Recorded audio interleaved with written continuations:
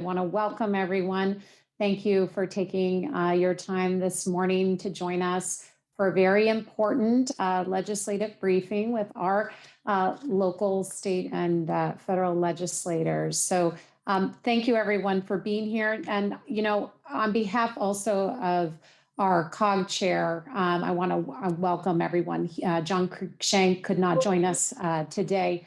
But happy to represent him and the COG as your legislative chair. My name's Stacey Armato. I'm a council member in the city of Hermosa Beach. And Jackie, why don't I go ahead and toss it to you for the South Bay COG program update. Okay. We have a lot of program to talk about, and I'll go swiftly. Next slide. The last time we met was in July, and so what we're going to talk about are updates since July of what the COG's been doing, and we have been working on all of these fronts, and I'll go through each one very, very swiftly. And I think Natalie's putting this in the chat, so hopefully if you want more information, please download it. Next slide. Just a reminder, this is what the fiber network looks like, and we're building it and on it and expanding it. Next slide. We have over 40 sites right now, and we're looking at final selection. Torrance Transit Center will be up and running by the end of the year. We're continuing discussions with cities. We're one of our newest. I think we've got Ara here we're looking at how we can connect the new Ladera Linda Center and Rancho Palos Verdes, and that looks like a real good possibility. So we're still taking suggestions from cities and expanding our sites throughout the South Bay. We're also working on wireless. We are working in Torrance, Carson, and possibly Lomita to do wireless for underserved businesses so that they can also benefit from this, from our network. And then we've applied for a grant from the California Public Utilities Commission, which would allow us to study some of our communities further a needs assessment, and we're hoping to move forward with that. We hope we are going to be successful in that grant. We're working with LA County and others on the digital divide to find out how we can help people that do not have access to these resources to get them. Next. Our local travel network is something that we're very excited about. It's a new way of traveling around the South Bay safely in micro-mobility vehicles that go 25 miles an hour. We're working with the beach cities and the inland cities to refine the network. We'll probably be starting with the beach cities first, and we're outreaching to the cities and also to stakeholders. There is a story map, but what we're doing right now, November, is voting month, and so we're voting too. Next slide. We've actually gotten Fair and Peers to work on wayfinding signs. These would be in our cities, and they would be signage that would delineate the local travel network. At the lower left-hand corner is actually a way you can vote on your favorite sign. The first one on the left top is a standard kind of sign. The second's a little stylized. And the third is sort of a fun sign. Because it's a slow speed network, we would have a turtle to delineate our network. And there, if you didn't get the voting here, David just put how to vote in the chat. We'd love to get your ideas. And we're asking all of our members to vote on which of these signs they like the best. Next slide. On transportation projects, we're still monitoring a lot of the post-COVID activities. We want to set up a set of workshops on goods movement. We're working with Cal State Long Beach and the Center for Transportation and Trade to do possible workshops in the new year on what's happening in the land, what's happening in the water, and how it all affects the South Bay. We're working with Metro on their new congestion lane policies. The EIR for the Green Line extension to Torrance is coming out with all these other things that are happening in the South Bay. Then there's a lot of work going on in the I-405, and we're monitoring that and making comments on all of the reports that Metro is coming out with. Next. Since the inception of Measure R&M, we've given out this much money, and right now our staff is meeting with cities to do the next cycle of projects for the coming year. Next slide. Homeless, we're extremely active in the homeless front. We're working with Redondo Beach on a home key site that would be a 20-unit site. And we're also looking at these Inglewood, Gardena, and San Pedro for more sites that would get us a sizable number of units in the South Bay. We're trying to identify hotels and shelters for interim. The picture on the left is Janice Hahn at the Torrance Pallet Shelter, which opened up before our last meeting. We're working on the 988 with Beach Cities Health District, the new crisis response line, to see if we can come up with some good educational materials for the South Bay. And then we're looking at some possible sites that would have to be cleaned up for additional homeless housing. Next slide.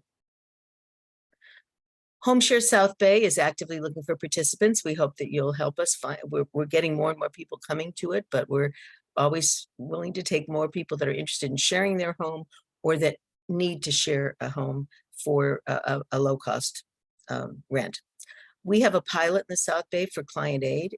Other areas, when they need a security deposit or motel fee stays or application fees, they have to go to the housing authority and possibly wait 2 weeks. We've established a pilot where we can give the money out the same day. And what that's happened is the pilot has now been able to house 34 people permanently. We've had 51 clients, and we're averaging about $1,000 a client, which is really pretty low in the homeless services arena. We also, please check on our social media. We've developed a new campaign called the Good News in Homelessness campaign, because you could easily find bad news, but if you go to our social media, you'll find the good news that's happening in the South Bay. Next slide. And this is the homeless count. Obviously, you can look at this later, but in the South Bay, the homeless count did decrease 3%. You might see something that shows it increased, but you'll see Long Beach is part of the South Bay, and it did increase 62%. So we really, so our area actually went down. There's a lot of good reasons for that, with the eviction moratoriums, the rent relief programs, the housing vouchers, and Project Room Key. But we do have problems on the horizon because these programs are ready to end. Next slide. Continuing issues we have: we cannot get access to the data that the county has. We want to use that access to understand the characteristics of our homeless so that we can target our activities more. We are meeting a block wall, and we also want to use it to set performance measures. So we probably will be coming to you, if this continues, to see how cities that are really deeply involved in this, and COGs, can get better access to the data, so we know more quickly what we should be doing. And then the private rental market is not as robust as it was. We have unleased vouchers, and we're meeting with the apartment association because most landlords want credit scores that the homeless cannot achieve. And we've been talking to the apartment association about working with their landlords on whether they really need that, or whether there's other things we can do to give them the certainty that they should be renting to these people. Next slide. And then we have housing programs. SCAG funds us to do studies on housing planning. So we're looking at ADUs, accessory dwelling units, in 8 cities, and how they really, how they're being used, what the rents are, and if they're achieving the purpose that we hope they're all achieving. We're working with a consulting team on commercial redevelopment into housing in 6 of our cities. We can't do all of our cities, but we're going to be sharing the results of these studies, which will come out in the next year or so, with all of our cities. And then starting in January, January 12th, we're hoping to start lunch and learns. We have money to do housing education forums, and we would be doing them about once every couple of weeks or once a month. We're looking for expert speakers. We can pay expert speakers with the funding we're getting, and we want to talk about what is RHNA, where did housing program mandates come from, how does a developer pencil out his development so that cities can understand some of the levers that they can put into this process to accelerate housing. Next slide. And then we're getting more funding, which will be coming next year, and we're going to use that to implement our regional housing trust, to study what we need to do to form the regional housing trust. And also there's a new tool that SCAG has created on commercial redevelopment into housing. And the tool is pretty complicated, and we think that we can help cities learn how to use it to their advantage. We've already told SCAG, and they seem to be very comfortable with the projects we've chosen. But we're asking cities if there are other projects that they would like us to also study. Next slide. Environmental programs, we're still working on climate action plans and adaptation, updating greenhouse gas inventories, and we're very heavily involved in water programs, getting out to the community to tell them what they can do. I think we've distributed, this was last year's rain barrels, but I think we've done over 300 this year so far as well. Next slide. Energy efficiency and waste programs. We're working on, we just had last night a virtual forum in Hermosa Beach, and we will work with cities on doing that for their communities and providing a whole array of what people can do on energy efficiency. And then we have our 2 newsletters for the Environmental Services Center and Green Business. Next slide, as well as our quarterly newsletter. We work with the Regional Energy Network on benchmarking, and we've got most of our cities and several school districts enrolled. Next slide. And those are for programs that can help them. And then we have a Green Business Network. We use Torrance, Hawthorne, and El Segundo have given us funding that they received from the state in order for us to work with their green businesses. And you can see we're making significant progress. El Segundo came late, and that's why their number is lower. Next slide. We want to thank Assemblyman Marisucci and Senator Allen for the successful legislation that we sponsored this year. We were able to get electric vehicle plan legislation through, which allows us to use that designation on our local travel network should we choose to. And then we also did get the formation of the Regional Housing Trust, which we're going to be working on. I want to also thank Assemblyman Gibson, who carried legislation for a micromobility rebate. We're probably going to do that again, but it was not successful this year. Next slide. And please take out your pens and write down these dates. We're having an open house. We've never had an open house at our new offices, which are not new anymore. They're COVID old. We moved in right at the start of COVID. But the open house will be not that long, 4:30 to 6 on November 17th. That's right before our board meeting. We hope you'll RSVP and plan to attend. And then our General Assembly is March 23rd. And it's going to be the South Bay leading the way in resilience and adaptability. We're getting sponsorships right now, and we hope our legislators will plan to have an exhibit. Next slide. And that completes my presentation. I'd be glad to take any questions and hope you all have great holidays. Thank you. Thank you, Jackie, for that update and all the hard work that you and staff are doing for our collective cities. At this time, as Jackie mentioned, I'm happy to entertain any questions. And if there are none, we will continue on with the program, or you can hold your questions till the end as well. Seeing none, I am going to go ahead and move ahead with the program. Going slightly out of order, it's come to my attention that Senator Sidney Kamlager has to exit the meeting a little early. There she is. Thank you for joining us, Senator Kamlager. So we're going to give you this time for a brief report on some updates from your end. Okay, great. Well, Stacy, it is always good to see you and to be here with you all. I am going to go really quickly, and I'm going to answer the questions that I think you all asked me in advance to be prepared to talk about. I feel like I had a relatively successful legislative session. We got past SB 1373, which was a bill done in concert with LA's CRA and the city to extend the deadline for land disposal so that a few projects that are still in the pipeline, mostly for affordable housing, but some retail development, have a slight extension so that those properties can be disposed of without folks losing their investment. SB 1052 will expand the Baldwin Hills Conservancy, which is one of the smaller conservancies in the state and incredibly dense in terms of the constituents that it serves. And that will allow it to apply for additional grants for some of its water conservation projects, et cetera.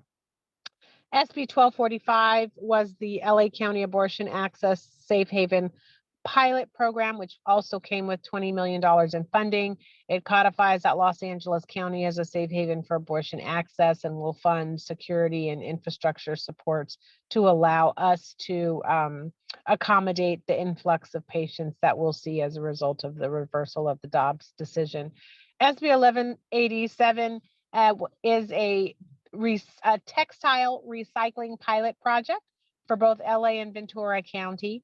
You know, our waste streams are increasing and expanding, and all kinds of textiles are finding their way or have been finding their way into our waste streams.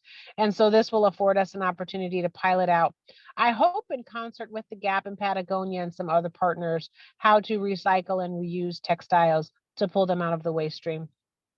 And then lastly, SB 679, which is the LA County Affordable Housing Solutions Agency, which will, you know, now we have this new entity that will allow us to raise revenues privately and publicly to fund 100% affordable housing, preserve housing stock, and protect renters.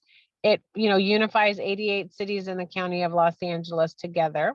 There were adjustments made to give more seats to the smaller cities, 100,000 or fewer in population, you know, making sure, as was always my intent, to make sure that all partners have a seat at the table, not just LA City and not just LA County, which we know are the largest players. So that was my legislative package, and grateful that all of those got signed. Others got signed too, but I think these are relevant to you.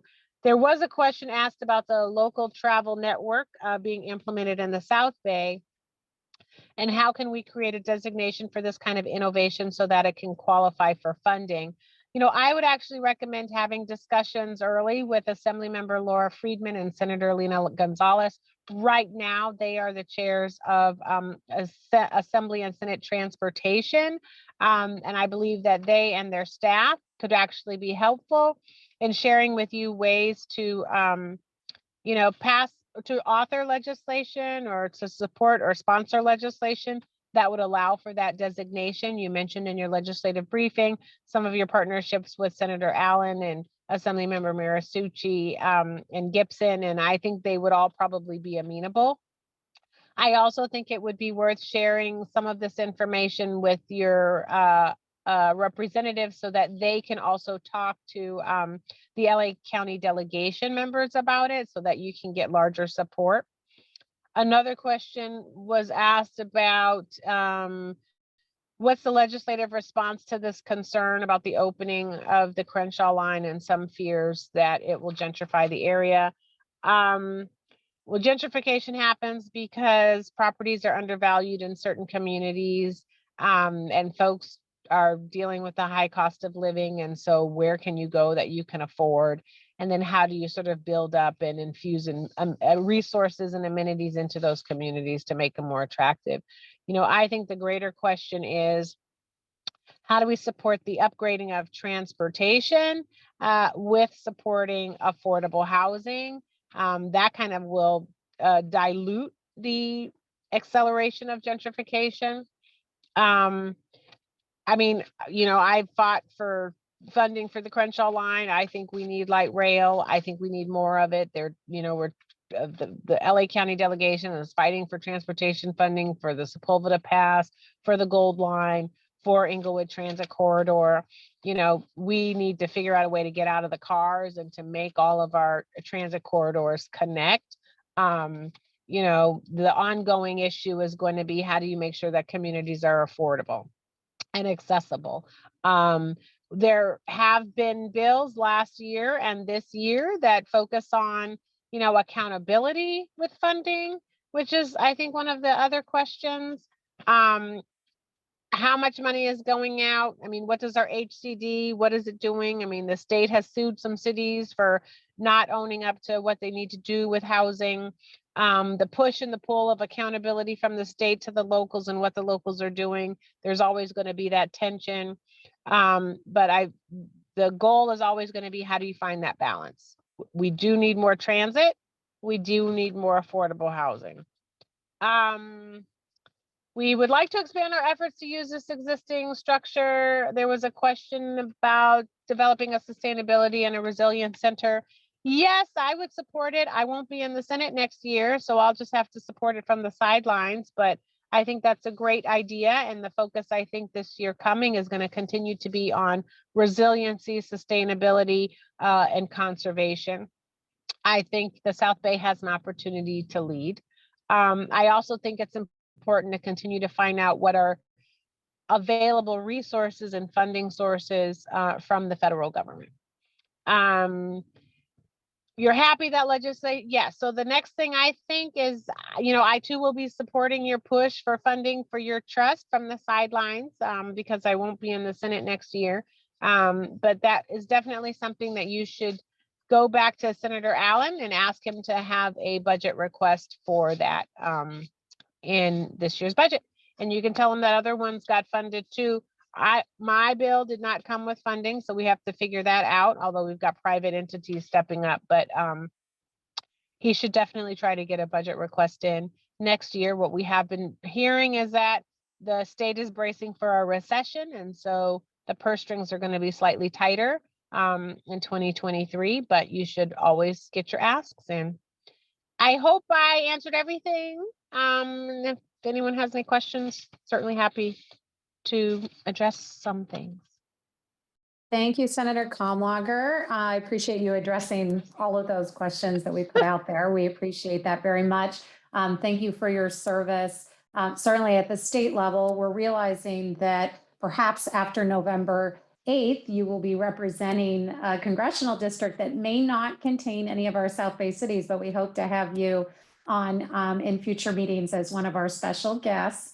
But if you don't mind just answering one more question, assuming you're successful and you are a new Congress member after November 8th, what is your top legislative priority? Well, I'm really focused on the climate. So I would like to figure out a way to push through Congresswoman Karen Bass's George Floyd Justice and Policing Act, because my Crisis Act is in it.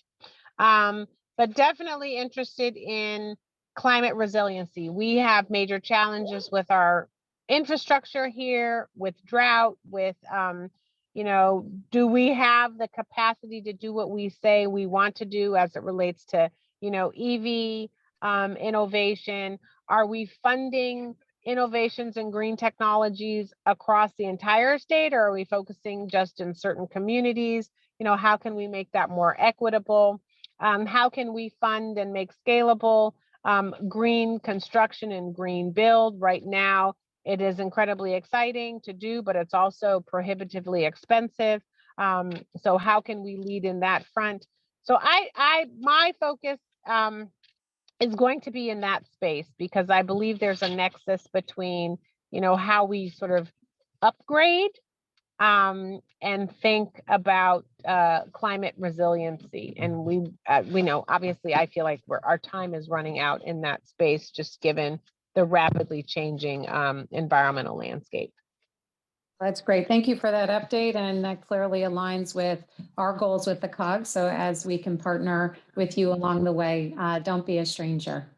Happy to do so. I will thank you again for letting me get on and go to this next event. I will say that Congresswoman Barragan has also worked to bring funding to her district as it relates to green innovation. And so there are always ways, I think, for federal partners to connect you to different agencies and to funding sources. Sometimes it's just a matter of working with their staff to figure out what's available. So, and I would love to, be considered a new partner in that if I'm successful in your work.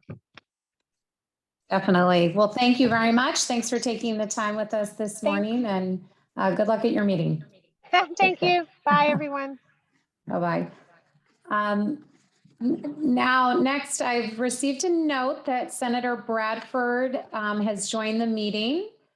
So I want to extend this opportunity to allow him to give a brief report.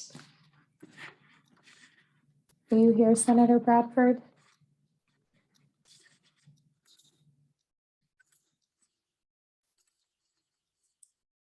Perhaps not ready. Hi, This is Jasmine. I'm district representative for Senator Bradford.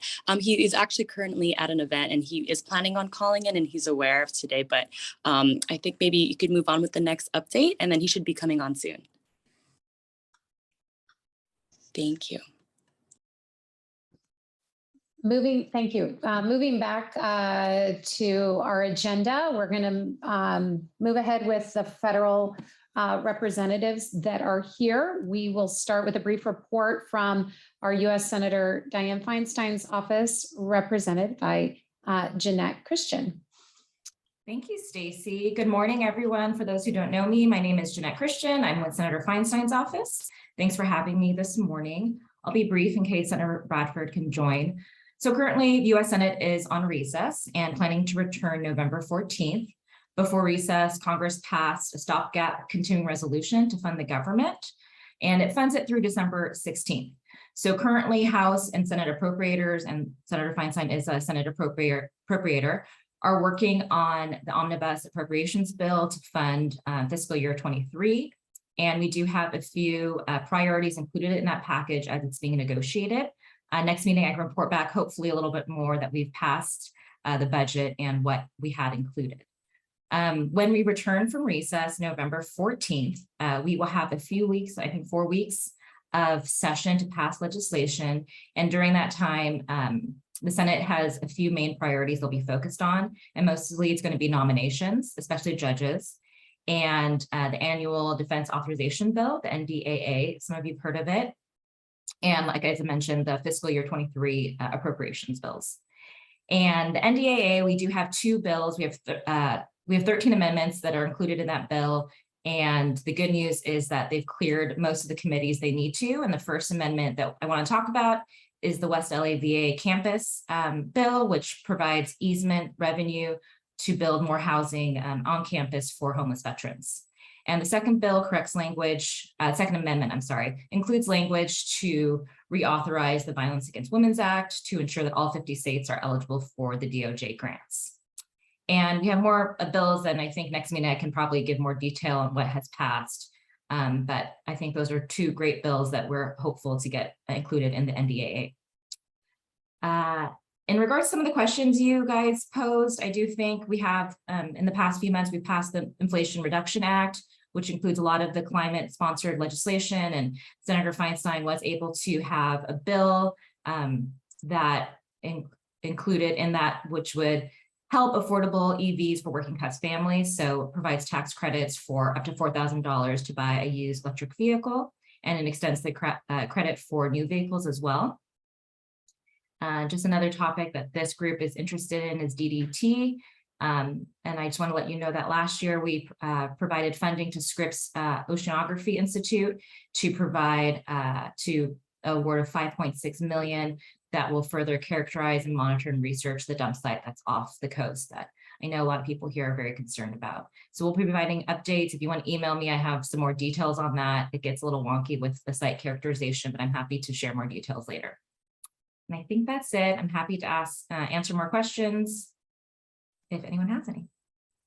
Thank you, Jeanette. Really appreciate that. We're going to save questions until all our federal representatives have gone. So if you don't mind just hanging on a few moments, that would be great.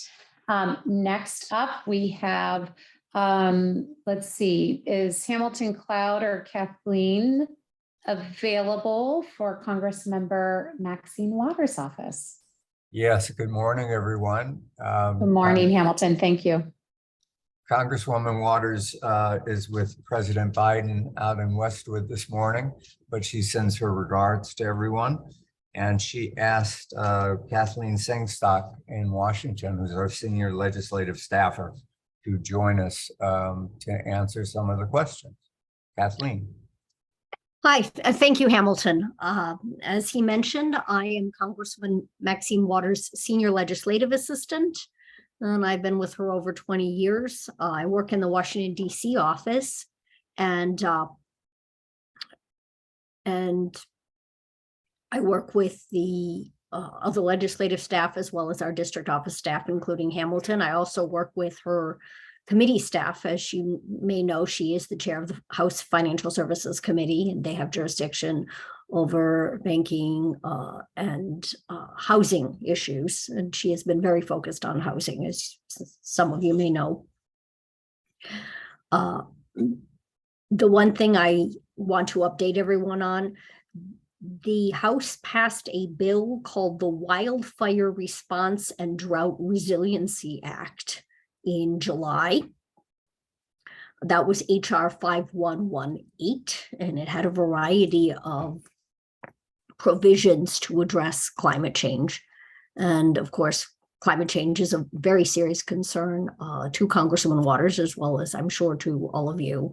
And it's been causing, in addition to hurricanes and record-breaking heat and droughts, it's been causing increased wildfire risk here in California. And one of the results of increased wildfire risk is that some insurers have raised their insurance rates or dropped coverage altogether. I'm speaking about homeowners insurance. And this makes it harder for people in many communities where there is a wildfire risk to even get insurance to protect themselves and their homes. Congresswoman Waters introduced a bill in July called the Wildfire Insurance Coverage Study Act of 2022. It's HR 8483. This bill requires FEMA and the GAO, that is, FEMA is the Federal Emergency Management Agency, and GAO is the Government Accountability Office. So the Congresswoman's bill requires FEMA and GAO to conduct studies assessing the dangers that wildfires pose to our communities, and also to assess how the market for homeowners insurance is responding to the threat of wildfires. And as I mentioned, Congresswoman Waters' bill was included as an amendment to the larger wildfire bill that passed in the House. That bill was the Wildfire Response and Drought Resiliency Act. It was, so HR 8483 was included, that's the Congressman's bill, was included in the larger bill, HR 5118. I will put the link to the Congresswoman's bill in the chat if anyone wants to look it up. The larger bill, the Wildfire Response and Drought Resiliency Act, includes a variety of measures to mitigate wildfires, drought, and other disasters. In addition to the Congresswoman's bill concerning homeowners insurance and how it is impacted by wildfires. The Wildfire Response and Drought Resiliency Act also requires implementation of a 10-year national wildfire plan. It sets a minimum rate of pay for federal wildfire firefighters. It establishes a natural disaster grid mitigation map that identifies critical electric grid infrastructure in each state. This is infrastructure that may be vulnerable in the event of a natural disaster. It establishes a grant program to award grants to remove non-native plant species that contribute to drought conditions. And it establishes centers of excellence for wildfire smoke. And these centers would carry out research on the effects on public health of smoke emissions from wildfires.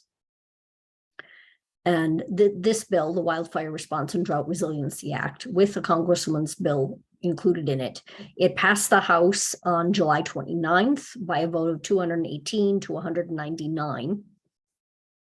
And it is now awaiting consideration in the Senate, and hopefully they'll take it up when we come back in November after the election. The Congresswoman made a comment. She, of course, voted in favor of the drought resiliency bill. And she said afterwards, and this is a quote from the Congresswoman, she said, quote, "I'm so pleased that my bill was included in the Wildfire Response and Drought Resiliency Act, as the effects of climate change continue to worsen, especially in my home state of California, where whole communities have been devastated by wildfires, We need to better understand how to prepare and protect families and their homes against this growing risk. I urge my colleagues in the Senate to get this bill to the president's desk so we can ensure families have the protection they need." End quote. And so I do hope that the Senate acts on this bill when we come back after the election. And that's all the update I have at this point, but I'd be happy to answer any questions if anyone has them. Thank you so much, Kathleen, for that update from Congressmember Waters' office. Really appreciate that. We're going to hold questions until after all the federal updates have been given. We're going to. Stacy, if I Yes, can just Hamilton. Yes. interject something else really quickly, just for everyone's information. Ari Ruiz, who many of you probably know from Autumn Burke's assembly staff, when he was there, has joined our staff. So I think he's on this call, but we're very happy to have him on board. Thank you. Terrific. Thanks for that update, Hamilton. All right, I'm going to move ahead with Congressmember Liu's office. I have down that we have potentially Nico Rodriguez, who I've not seen on the call. Perhaps I'm mistaken, and Karen Calderon. Yes, hi everyone. So I will be giving the report on behalf of Congressman Liu. Nico is currently staffing the congressman. So thank you all for having me here today. I guess in terms of federal updates, I know we've already heard from various staff members, and so I definitely don't want to overlap on those issues. But I know that one of the biggest issues that we are seeing are with supply chain disruptions. And so I really want to talk about some of the provisions in the infrastructure bill that will be directing approximately $17 billion to be invested in port infrastructure and waterways that will ultimately help strengthen supply chains and prevent disruptions that cause inflation. And so we're seeing that a lot of that money will be invested in freight rail infrastructure, as well as making sure that our airports and ports will be able to strengthen those chains and make sure that we're reducing costs and improving U.S. competitiveness.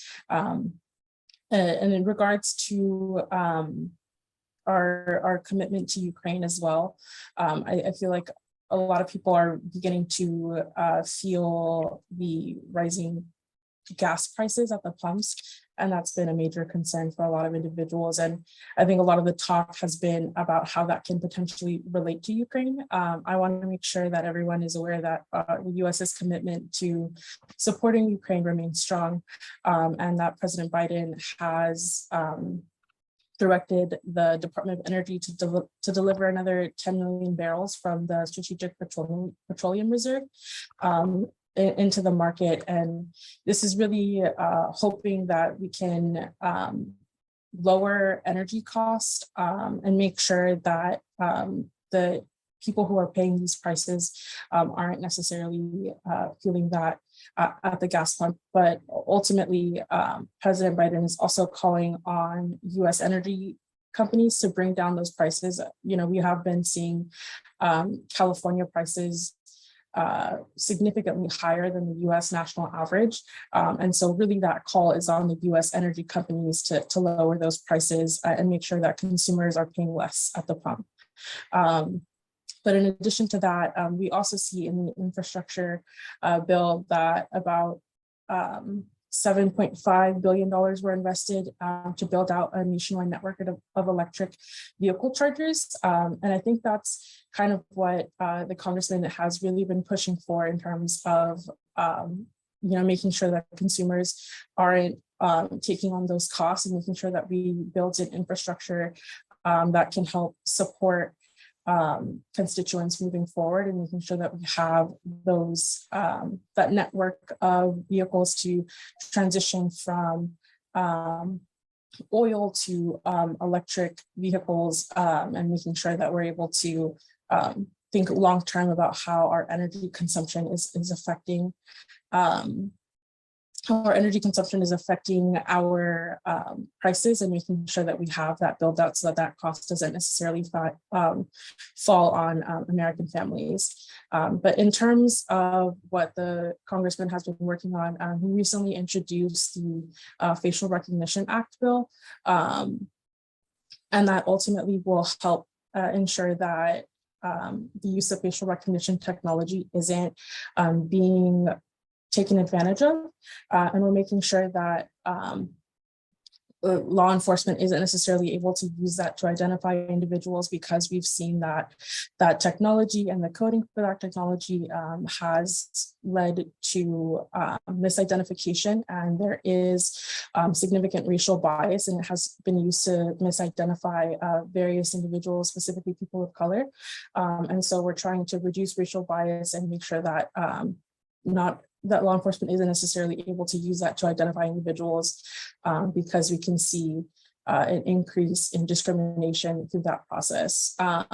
Additionally, Rep. Blue has also been a huge advocate for the State Department's new subnational diplomacy office. And so that office will ultimately help local governments get involved in a more international level. And so we are really happy to see that that office is being established, and that our local cities and governments are able to work with international partners and make sure that we are able to continue to innovate and highlight the ways that our cities are working to solve critical issues, and make sure that our cities are able to act fast and share their resources on an international level, and have the federal government support local governments in making those connections. I'm also happy to take questions later on.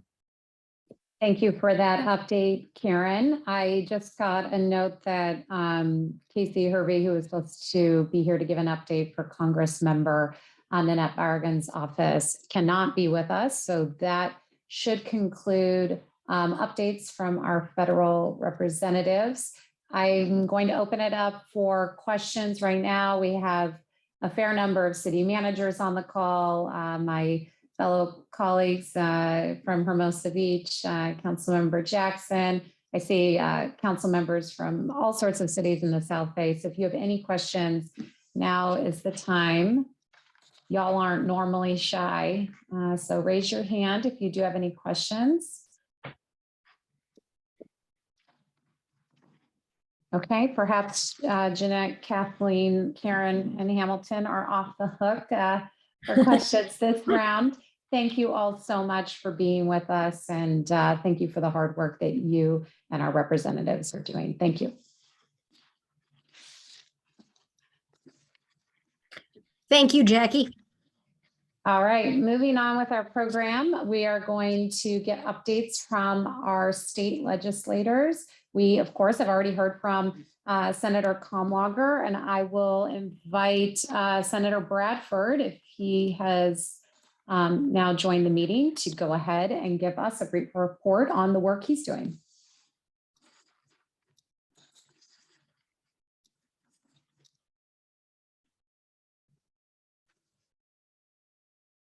Hearing silence, so perhaps we can move on. I think we have a video from Senator Ben Allen's office, and then perhaps an update following from Hermosa Beach local favorite Davis Hahn. Well, good morning, everybody. All my friends from South Bay cities. Senator Ben Allen here, and I'm obviously wish that I could join you live this morning. I'm actually, as you're meeting, on a plane to a cultural district program through my role as the chairman of the Joint Committee on the Arts in the legislature. But I do appreciate the opportunity to have been able to record this update on some of the work that we've been doing up in the legislature. We just finished the legislative session at the end of 21-22, at the end of August. And there was a lot of kind of tough issues that made their way through the legislature, some bills that made their way through, some that died. As you know, major budgetary work on homelessness, sweeping environmental action, both on plastic, something I worked very closely on, and also climate, which I worked very closely on as well. Continued relief for small businesses and communities impacted by the pandemic. So some of the things I want to highlight, I know many of you know, we got our SB 54 done. This is something that we did in very close coordination with the League of Cities and local governments, because you all know how much you've been impacted by China's national sword policy, the fact that they stopped taking our plastic waste, and instead your budget started to be impacted in a greater way by the ever increasing flood of plastic material that's going out into the waste stream. And we were finally able to strike a deal.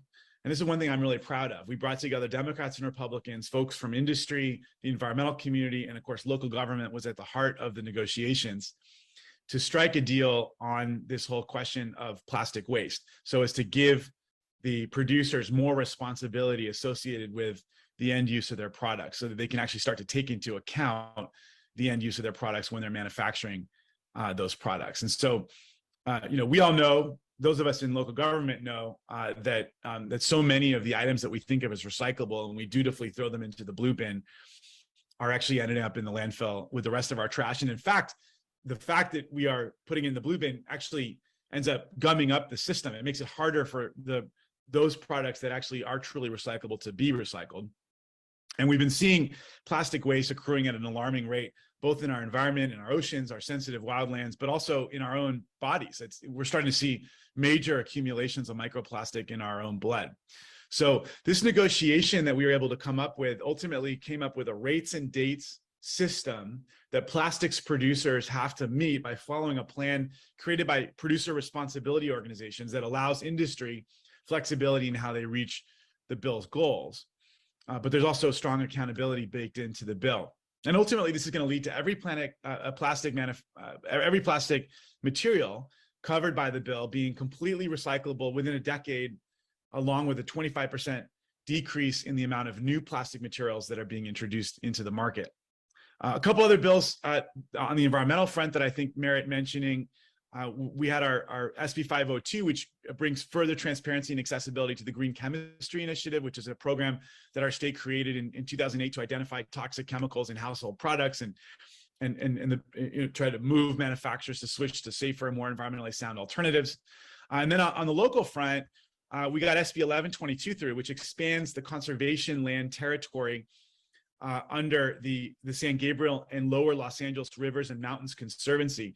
And now the Conservancy land will include a nearby watershed in the South Bay, Santa Catalina Island. So it'll basically give the Conservancy, it'll give our local partners opportunities to get Conservancy funding for land acquisition and restoration.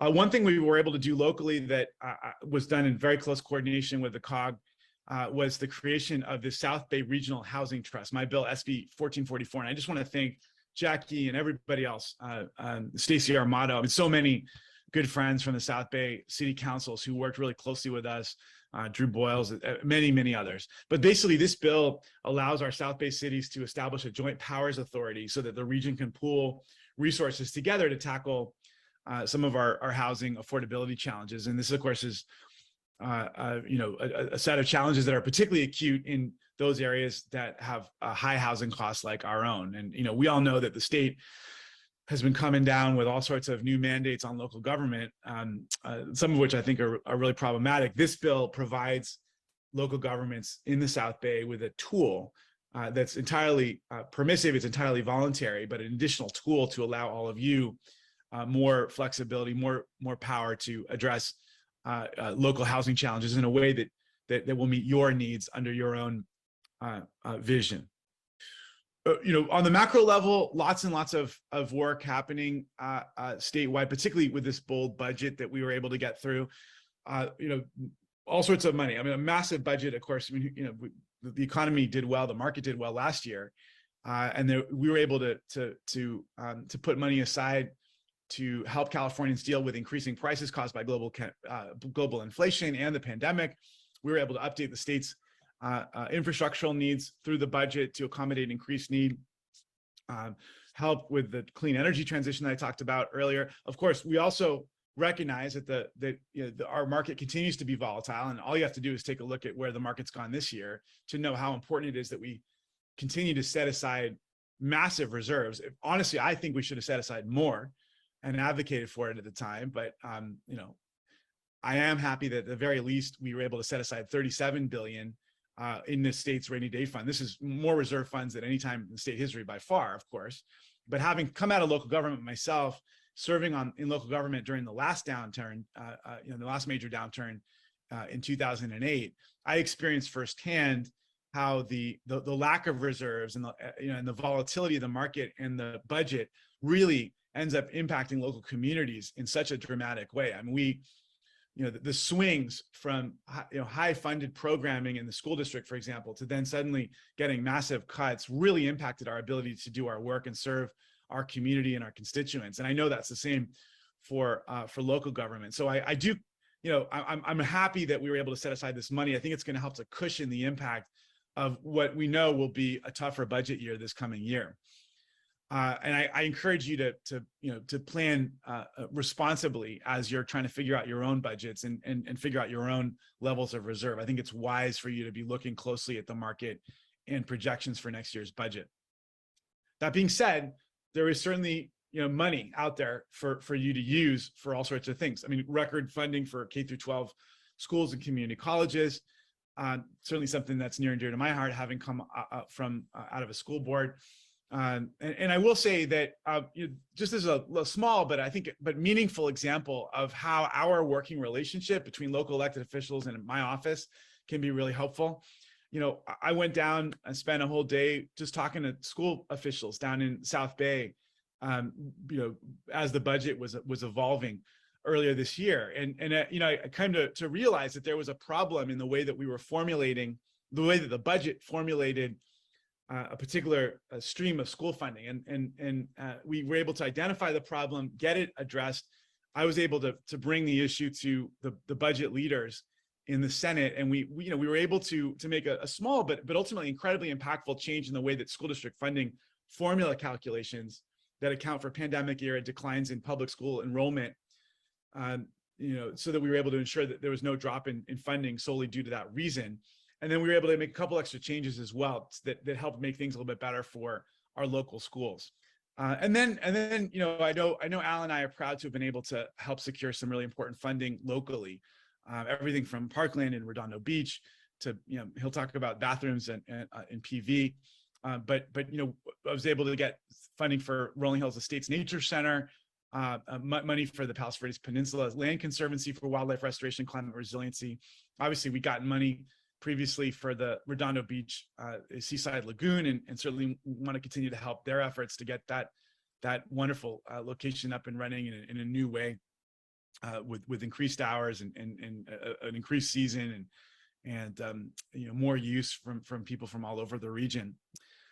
Anyway, we're working on a new bill package for the legislative season. We certainly encourage you to reach out to us if you have any potential legislation you'd like us to consider. As I mentioned, my team's on the call with you right now and can answer any questions that you might have. And I'm going to be on a plane, so they'll be able to text me if, and maybe I'll try to listen in from the plane. But you can reach our office anytime, 310-318-6994. And I do want to just give a special shout out to all of our wonderful staff based in the South Bay. Our offices are on Artesia Boulevard and Redondo Beach, and they've been working really hard over the past couple of years to help people weather these difficult storms. And I know you know them, and they continue to be anxious and eager to serve this wonderful South Bay community. So it's been an honor to serve the peninsula and the South Bay for these years, and I'm certainly looking forward to hoping to do so for more time. And I just want to thank you to all of you for all your service to our communities, and thank you for giving me the opportunity to update you on a little bit of our work over the past year. Thanks so much. All right, that was a great update from Senator Ben Allen. Davis, I see you on here. Thank you for attending also. I think we're going to hold for questions, and I actually have to move to Assemblymember Patrick O'Donnell's office. I think Eileen Tovar has to leave momentarily, but before we move on, Davis, do you want to give just a quick update on SB 54 celebration that's being hosted in Hermosa Beach? Yeah, thank you so much, Stacy, and hello everyone. Just a quick update. There have been some changing faces in our office. I know many of you have worked with Sam Liu and Alina Webro over the last few years. They're both currently on leave. They will be back. I'm our interim district director right now, so I'll put my contact info in the chat. If you need anything from our office, please feel free to reach out to me. But as Councilmember Armato just mentioned, we are hosting a big rally and celebration in Hermosa Beach at the Pier on Sunday, October 23rd, celebrating the passage of SB 54. We have some other local elected officials who are going to be speaking there, including Justin Massey from Hermosa Beach, Bill Brand from Redondo Beach. You are all invited and welcome to join us. I'll put the information in the chat and we would love to see you there. Thanks for sharing that, Davis. Thanks for being here. Stay on for questions coming up. And on to Eileen on behalf of Assemblymember O'Donnell's office. Oh, I think you're on mute. Okay, perfect. Are you able to hear me? Oh, yes. Perfect. Okay, well, thank you so much, everyone. Good morning. My name is Eileen Tovar. I'm a field representative with Assemblymember O'Donnell. Just provide some quick updates on the legislation that was chaptered from this legislative session. For those of you who don't know, the member is retiring after this legislative session. So we'll be welcoming a new assembly member into the district. So it will no longer be the 70th Assembly District, it will be the 69th Assembly District. So I'm just going to provide just some of the last bills that the member was able to get through the legislature. One of them first being, it's AB 306, which is school districts and community college districts employee housing. So what this bill does is that it clarifies that school district and community college construction projects, specifically for teacher and district employees, residential housing, do not require review by the Division of State of Architect. And then we also managed to get through AB 353, which is the oil trust fund. And what that does is that removes the 300 million cap on the oil trust fund within the state treasury. So the oil trust fund is the primary funding source to cover certain costs associated with the cleanup of oil wells within the Long Beach Highlands when they cease operation. Another bill that was chaptered was AB 2556. And essentially what that does is that what it helps do is that this was a bill that was previously passed by the Assembly. So this bill will only include provisions that address the timeframes in which under the MMBA, which is, let me see what that is, which is the Myers-Milius-Brown Act. So that is relating to applicable mediation and fact-finding procedures that are applied to firefighters covered by the Firefighters Procedural Bill of Rights. So all that does is that basically addresses the timeframes in which they can basically go through the fact-finding procedures. And then we also have, let me see, we have AB 2838, which is Electrical Corporation's Green Tariff Shared Renewables Program. So what that essentially does is, let me see. So what this bill does is they'll authorize the commission on and after April 1st of 2023 to authorize these electrical corporations to terminate their green tariff share renewables programs. So that is it for my update. Unfortunately, I do have to step out because I have another obligation, but thank you so much for having us. This might be the last time I join you for the meeting because like I said, unfortunately, we will be transitioning out of office, but thank you so much to all the staff for always reaching out to us and including us as part of your updates. It's been a pleasure.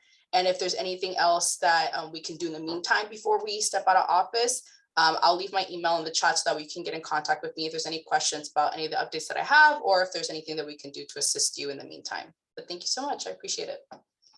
Thank you for that update, Eileen. Really appreciate it. And thank you for your partnership through,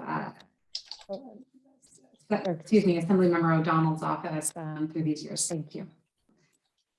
Moving on, I think we have Eric here on behalf of Assemblymember Almira Suchi. My name is Eric Ponce. I am a field representative with the Office of Assembly Member Alma Suchi. Unfortunately, the Assembly member could not make it this morning, so I am here to provide an update on bills that were chaptered by the Secretary of State. So like it was mentioned earlier, SB Ben Allen's bill, SB 144, was chaptered, and Assemblymember Moritsuchi was also a co-author of that bill. Signed by the governor was AB 1279, which is the carbon neutrality bill. This bill codifies the executive order issued by Governor Brown to reduce greenhouse gas emissions with the goal of achieving carbon neutrality by 2045. Signed was AB 1502, which is the Nursing Home Ownership and Management Reform Act. So this measure will give the California Department of Public Health strong authority over long-needed reforms for nursing home applicants and operators to ensure the quality of care in nursing homes. Signed was AB 1740, which is the catalytic converter bill. It would require core recyclers to record the year, make, and model of the vehicle from which a catalytic converter was removed. This bill would also prohibit a core recycler from purchasing a catalytic converter from anyone other than a licensed commercial enterprise or the owner of the vehicle. Moritsuchi's AB 2432 Neighborhood Electric Vehicle bill was also signed. It would authorize cities in the County of Los Angeles to establish a neighborhood electric vehicle plan, allowing participating cities to post signage, street markings for safe routes. The Assembly member was able to obtain funding for the Torrance Homeless Community Resource and Response Center, as well as for the Torrance Unified School District solar panel covered parking lots. The Assembly member was able to obtain funding for the Redondo Beach wetlands restoration and for the acquisition of for a future park development, I'm sorry. In Redondo Beach as well, the Assembly member was able to obtain funding for their homeless court program.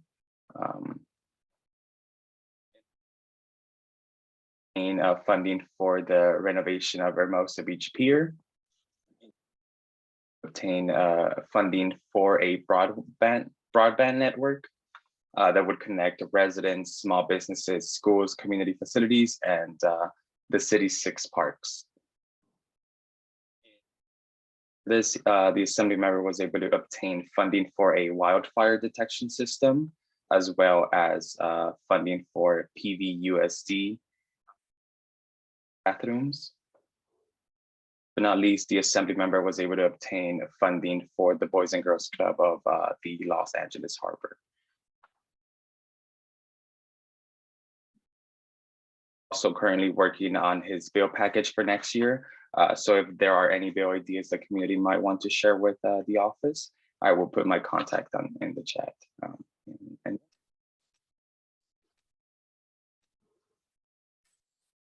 Thank you very much for that update, Eric. Appreciate the partnership as always with Assemblymember Marisucci's office and co-authoring SB 1444. Much appreciated. We are going to move on for an update from Assemblymember Mike Gibson's office. Is Mark Fuentes with us? Yes, good morning. Can you guys hear me? We can. Thank you for being here, Mark. Of course, and thank you so much for inviting our office to be a part of this meeting today. Unfortunately, Assemblymember couldn't make it today due to some prior commitments. But I'm here instead to share some updates and just answer any questions at a later time, because I know that we're answering questions later. So if anything, we've prepared responses for the questions that were provided by SBCCOG. So I will go ahead and share the answers to those questions that were asked of us. So first, I would like to answer the question of, is there a discussion on how /where/whenever to build back communities and economies after catastrophic fires, hurricanes, or other natural events. And our response to that question would be that climate change has increased the amount of natural disasters and has increased the damage being caused by them. That is why this issue is at the forefront of the California legislature at the moment. Recently, there has been multiple pieces of legislation that direct funds in the budget for improving infrastructure and preparing emergency services. To communities that have already been affected by natural disasters, it is our priority to build back smarter and to help ensure that our communities do not have to go through the same heartbreak again. Assembly Bill 477, which is the Emergency Preparedness Vulnerable Populations Bill, is a good example of getting ahead of natural disasters, which the Assembly member has supported. Moving on, the next question that we were asked was, what is the forecast for the coming months? An example being supply chain disruptions. With the Assembly members' current and new district being heavily involved with the ports, this is an issue that Mr. Gibson was very involved with. The Assembly member has championed for over 220 million in funding for the Port of Los Angeles, as well as serving on the Select Committee for Ports during the pandemic. This has created a great amount of institutional knowledge for the Assembly member and the office. The forecast for the coming months is unclear. While the world has just recovered from the pandemic, the supply chain has been stifled again by the invasion of Ukraine, and it is possible that exports from Ukraine and Russia, such as grains, fertilizer, and natural gases, will see a continued struggle, but the market as a whole should recover. The war in Ukraine has had an effect on oil prices, but the less we are dependent on Russia in regards to their oil, the better it will get in the States. Regardless, the Assembly member's expertise in this field will serve his constituents as well as SBCCOG moving forward. Moving on, the next question we were asked was, is the commitment to support Ukraine still strong, and what impacts is it having on our budget and energy resources? The war in Ukraine has stifled the global supply chain and affected every nation, including the United States. Governor Newsom has shown his support of the federal policy, and so has the California legislature. We will continue to be committed to our relationships with our global partners. The monies that we are sending to Ukraine may seem like a large amount, but we must keep in mind we also have to keep in mind the money is expended throughout the continuation of the war and how it's costing us. As stated, our energy resources have been limited and are becoming more expensive because of the war and the strain on the global market.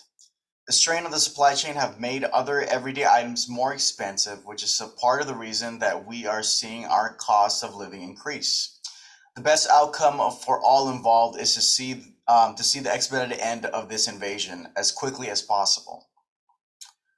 Moving forward, the local travel network being implemented in the South Bay will create a new micromobility system which is not recognized anywhere in our current paradigm. It's not traditional streets and roads. And it's not active transportation, which is human powered only. How can we create a designation for this kind of innovation so that it can quality for funding? Our response to that question is, while we are trying to make our communities safer to commute in, the challenge of implementation is always difficult. Our designation is not available for funding. Pushing for legislation to acknowledge its ability to receive funding would be a good place to start. Last year, the Assembly member championed a bill for micromobility devices and could be open to helping in that effort. And we're referring to SB 932, which was authored by Senator Portantino, which is chaptered last year, and that helps integrate these devices into already existing traffic through a city's general plan. Moving along, the Los Angeles Times has had an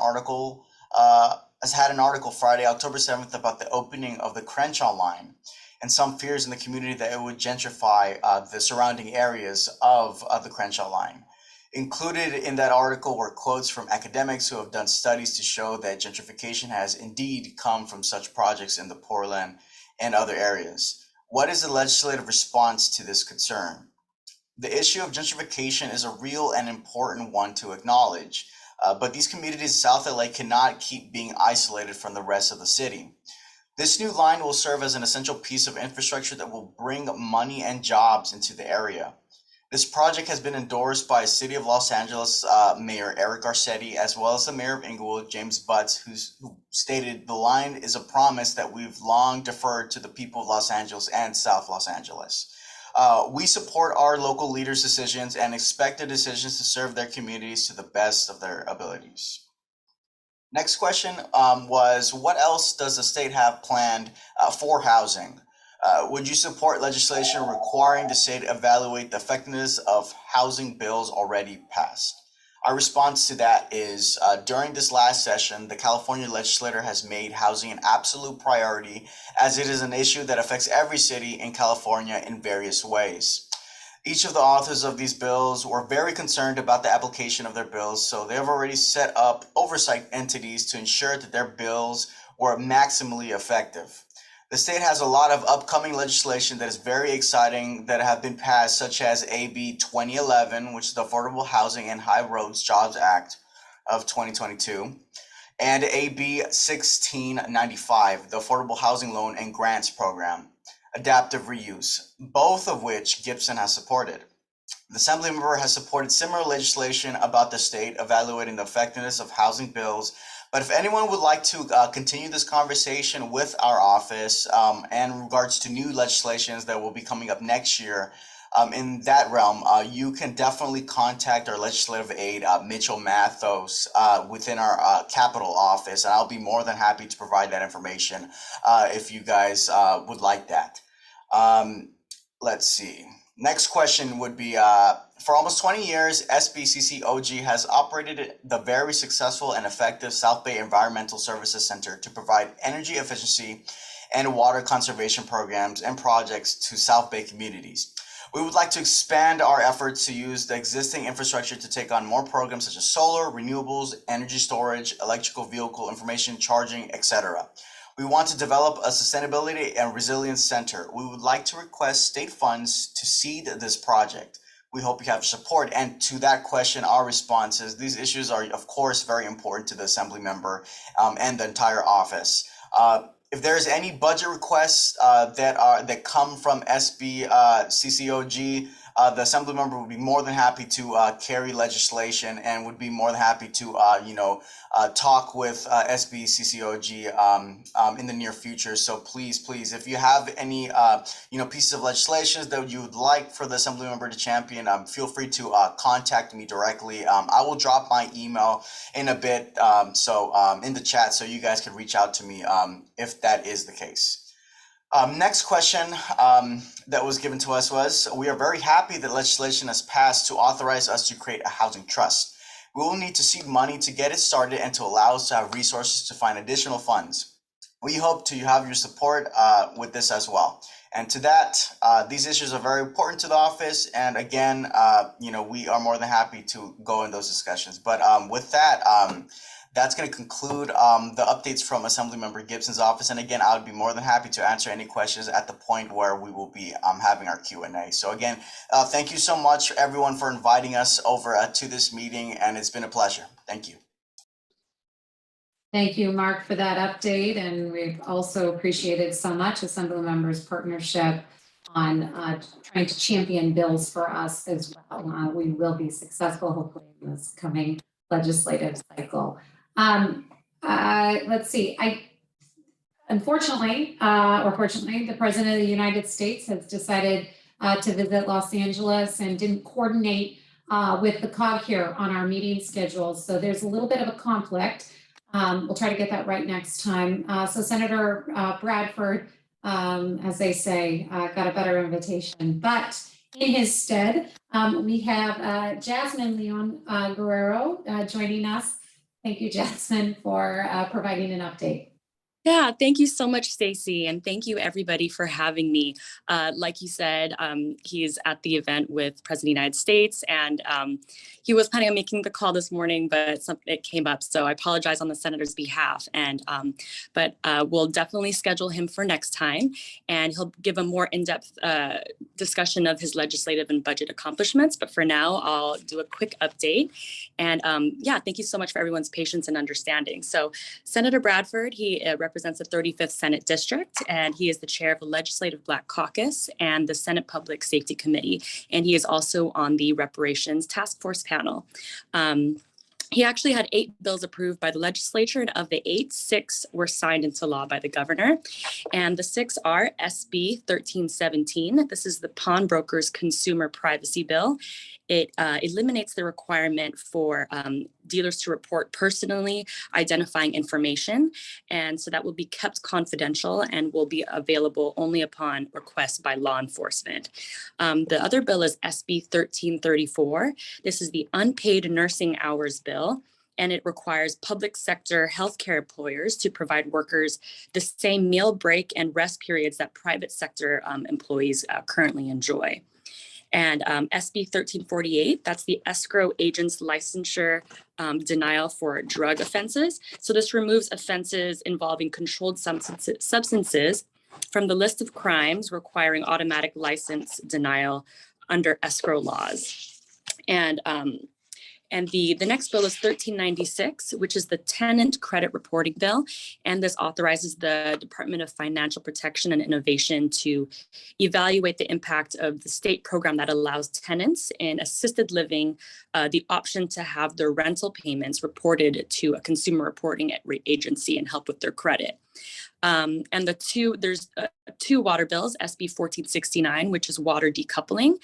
And this authorizes water utilities to utilize a rate-making process referred to as decoupling to encourage water conservation. And this is already utilized by the power utilities. So now the water utility source is doing this as well. And so this is, again, is to help conserve water.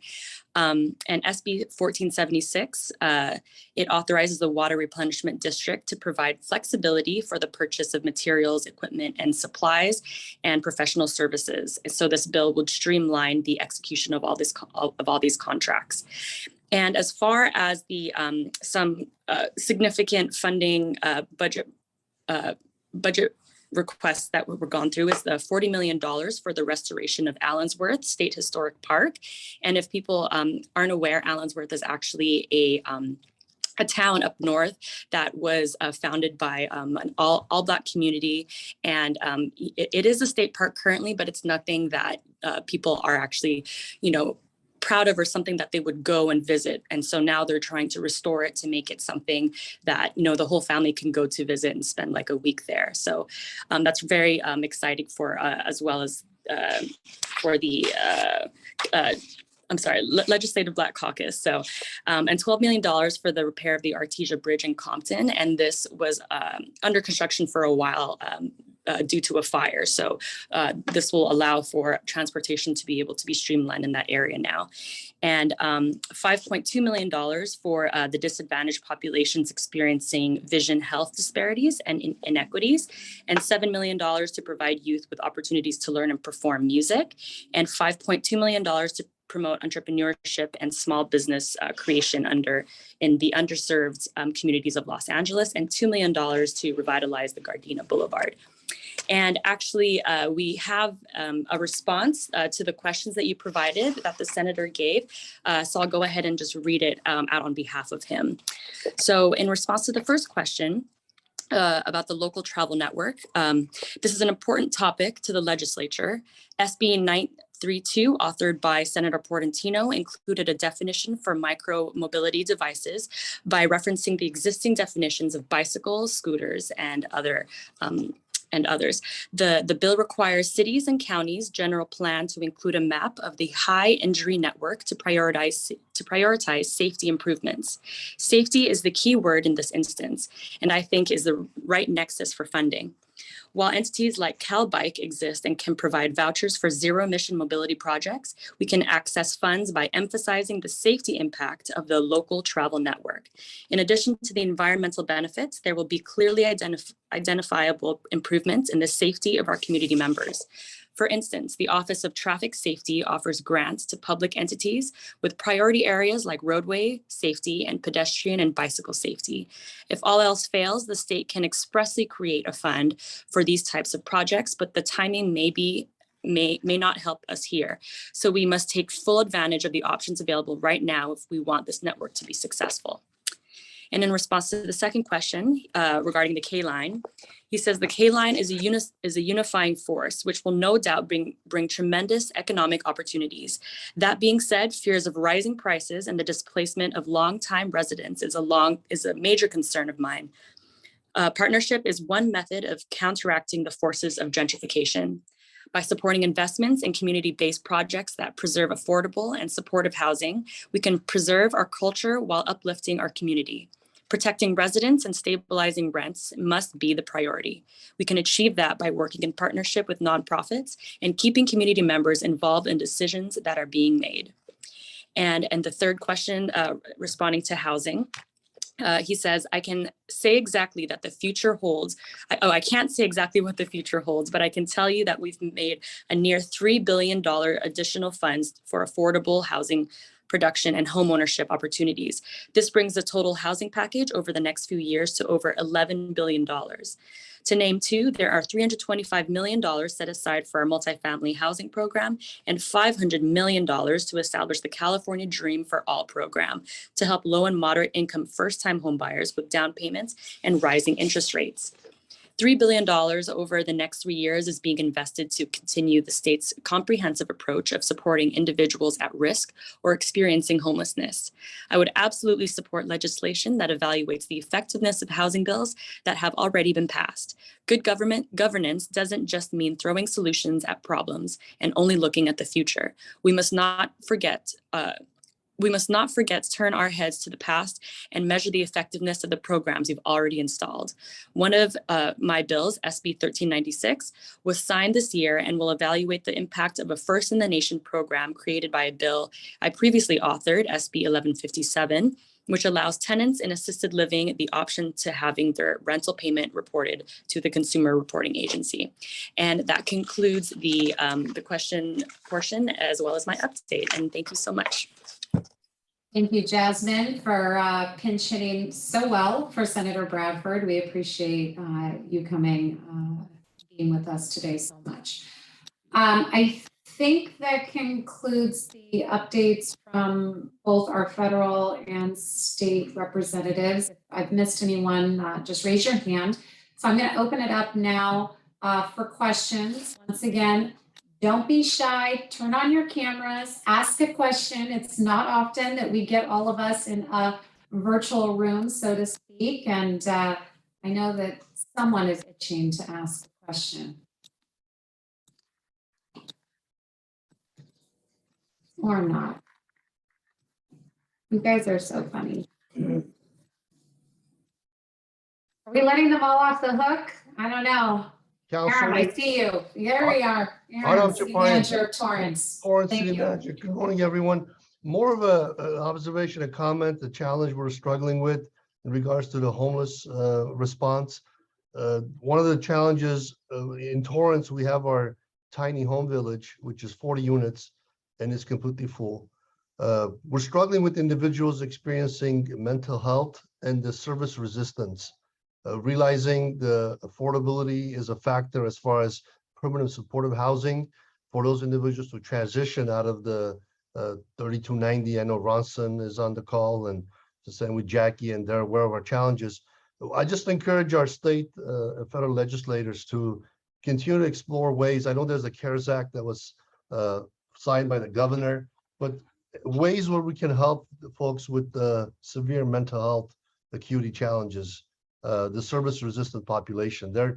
We're hitting our head against the rock, and granted, the challenges for the community putting our police in a very difficult position.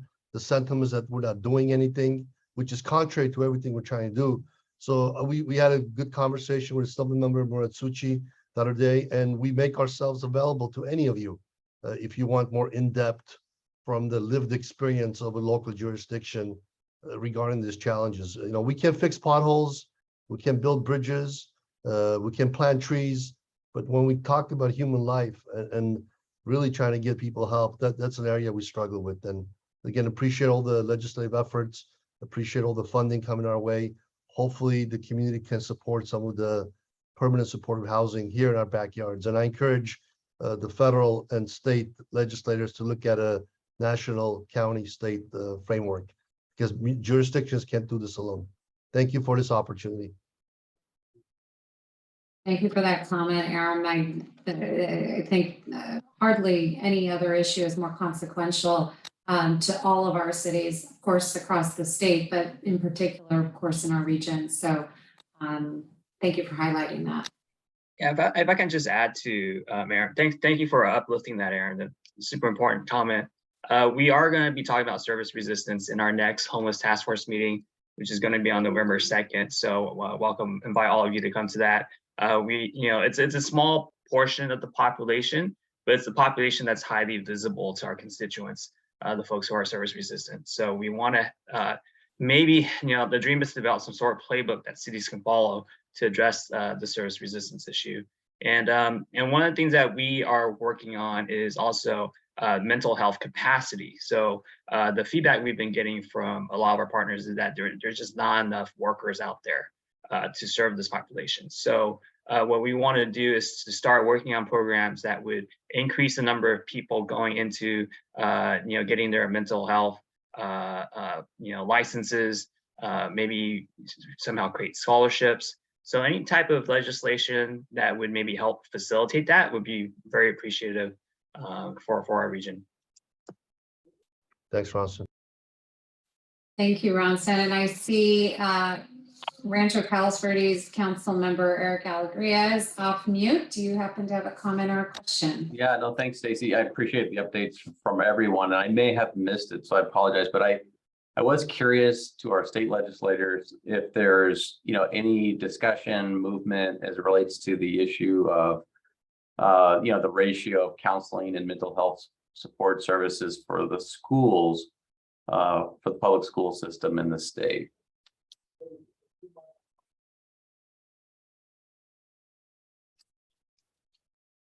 Anyone on here want to tackle that question? Eric? I know Davis, thank you. Yeah, I know that there was an effort. I'm forgetting the specifics of the bill, but there was a bill that was introduced by Senator McGuire, who is the current Democratic caucus leader in the Senate, and it was co-sponsored by the Department of Education that was going to create a special scholarship program that would, in exchange for guaranteed at least, I think, 2 years of service working in mental health care in schools. And it was estimated that it would have added at least another 10,000 to the workforce within the next couple of years. So I will try and grab some specifics on that bill and find out what the status of it was. And I'll be happy to share that after the meeting. And thank you, Davis. I'd be interested to see that. What kind of training is that? Is that directly for counselors, future counselors? What kind of skill set is that developing? I think it was focused on mental health counseling. Okay, great. But I'll get some more details on that for you. So it's actually SB 1229 that David. And did that make it through, Jasmine? Thank you, by the way.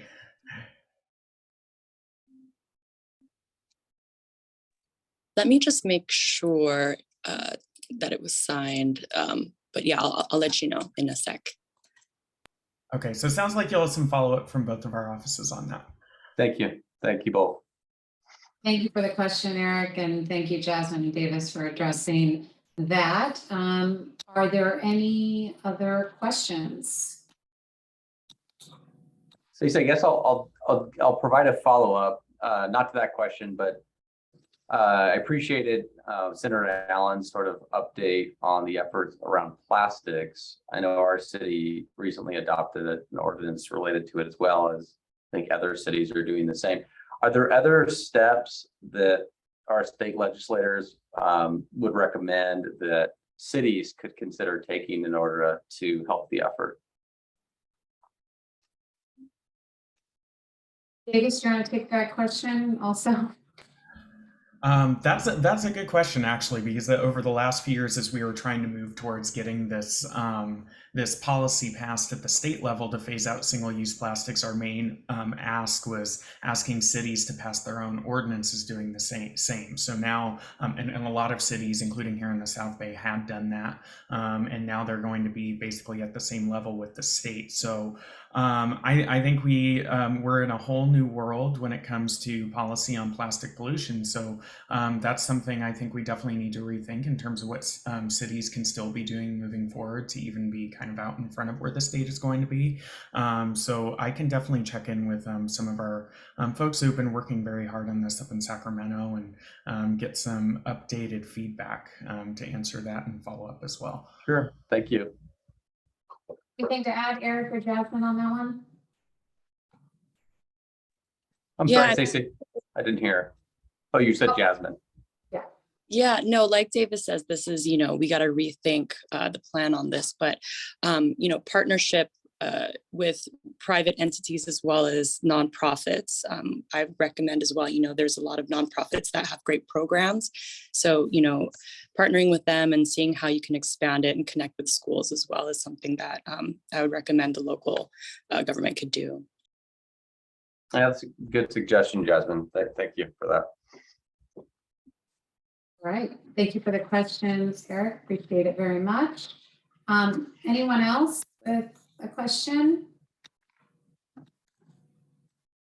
All right. I will close our questions and comments at the moment. And as we always do, but for some reason never agendize, I would love to invite Jeff Kiernan with Cal Cities to provide an update. This is always a surprise, but somehow he always comes prepared. Jeff? Thank you, everyone. I have just wanted to thank everyone for participating today. Obviously, we have a lot of work to do. The legislation that passed this year, we had some good things and some bad things happen. Some of the housing bills that we passed, many of the housing bills that passed and were signed into law are things that we've opposed. Obviously, the biggest ones, AB 2011 and then SB 6. But also you have parking bills like AB 2097 that doesn't allow for parking minimums within half a mile of transit, which includes those frequent bus stops as well. So that's something that we need to work on to talk with our legislators and let them know how difficult that is for some of our communities, especially in the South Bay, that don't have good access to efficient transit. Some of the good news that we talked about, I know I put in the chat that SB 1229 did not pass this year, but we did get quite a few of the behavioral health package of bills that were passed that we supported. Obviously, the Care Court was signed. That was a good thing. Cal Cities did spend a lot of time making sure that that was tailored and the definitions made sense for local governments. We got several important amendments there.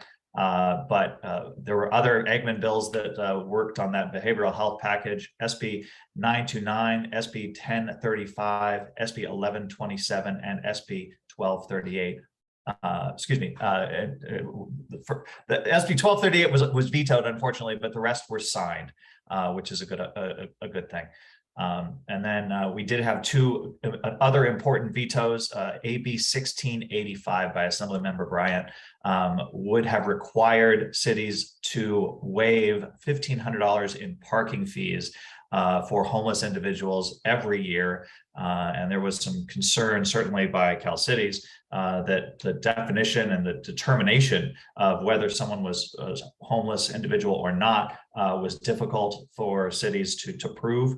And might end up seeing people who were not unhoused take advantage of that. So that was certainly nice to see that sign. And because those funds are also important for local governments, and we don't want to see people parking on our streets for long periods of time with absolutely no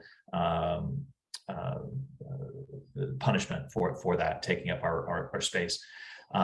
So I just wanted to maybe mention a few of those bills, but obviously always thank the COG for hosting this event. Thank you, Jeff. Thank you for always being the guru on bills that of all sorts. You ask Jeff and we get a response within seconds. So thank you for the work that you do and your partnership with the COG. We're at the point now where we've reached public comment. I looked at Jackie, David, Natalie. I don't know if anyone is here from the public that may have a question. If no. We haven't received public comment, but if there's anyone here from the public that would like to give comment, you certainly can. Not seeing anyone. Jackie, do you have any concluding thoughts? No, just we hope you'll all come to our open house, and we're excited to welcome you to our offices. And thank you all for attending. We will be probably having a legislative package, and we greatly appreciate the support you expressed today. Thank you. All right, everyone. Well, that concludes our meeting, slightly ahead of schedule. On behalf of my colleagues and the COG, thank you all for coming. Thank you all for your partnership throughout the year, for attending this meeting. These meetings are so important to continue to build our relationships and stay informed. I thank you for taking time this morning to share your thoughts and the hard work that you all are doing. And thank you all for participating in questions as well. That's always so appreciated. I hope you all have a wonderful day. Take care. Thank you.